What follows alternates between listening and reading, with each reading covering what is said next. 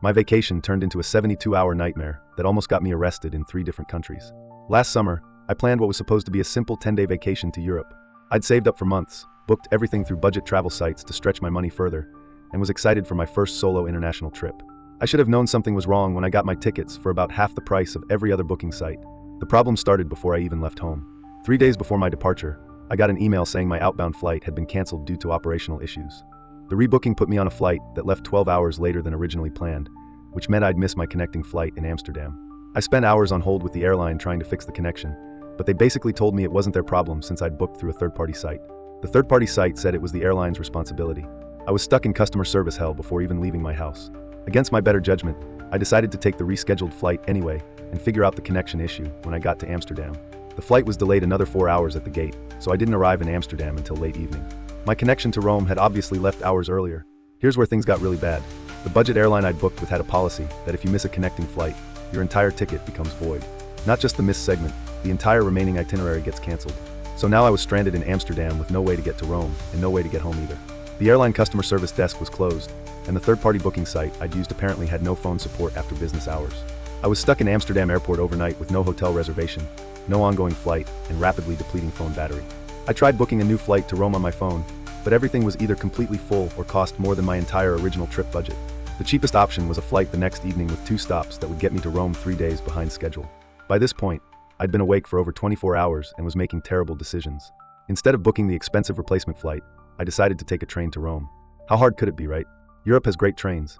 I took a taxi from the airport to Amsterdam Central Station and bought a ticket on what I thought was a direct train to Rome.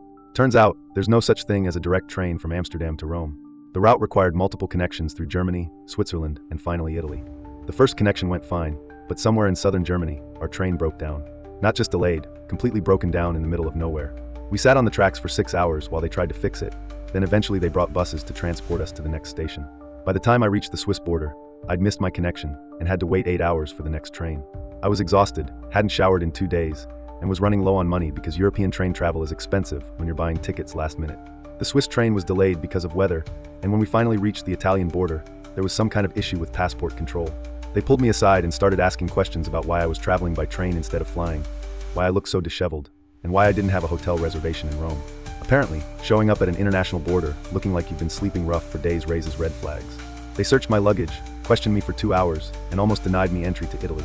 I had to show them my original flight confirmations and hotel booking to prove I was actually a tourist. By the time I finally reached Rome, I was 4 days behind schedule. My hotel had canceled my reservation and charged me a no-show fee. Most of the tours and activities I'd pre-booked were non-refundable and had already happened. I'd basically paid for a vacation I couldn't take. I managed to find a last-minute hostel room that cost twice what my original hotel would have been. The first night in Rome, I was so exhausted I fell asleep at a restaurant and woke up to find my wallet missing. Not stolen by pickpockets. I'd literally just left it on the table when I dozed off. Canceling my credit cards from a foreign country with no phone plan was a nightmare. The bank's international customer service line kept disconnecting, and I had to go to an internet cafe and use their computers to access my online banking. The wallet incident meant I had very little cash left and no working credit cards. I had to survive on whatever money I could get from Western Union transfers, which charged massive fees and took forever to process. I spent the next 3 days in Rome basically just trying to solve practical problems instead of sightseeing. Getting temporary credit cards, buying phone credit to call my bank, finding places to exchange money at terrible rates. It was like a very expensive, very stressful scavenger hunt. When it was time to fly home, I discovered another problem with my original ticket. Since I'd missed the connection to Rome, the airline had automatically canceled my return flight too. I was stranded in Rome with no way to get home. The earliest flight I could book was 3 days later, which meant paying for extra hotel nights I couldn't afford. But that's when I discovered something even worse about my situation. My passport was about to expire, and Italian immigration was about to detain me indefinitely.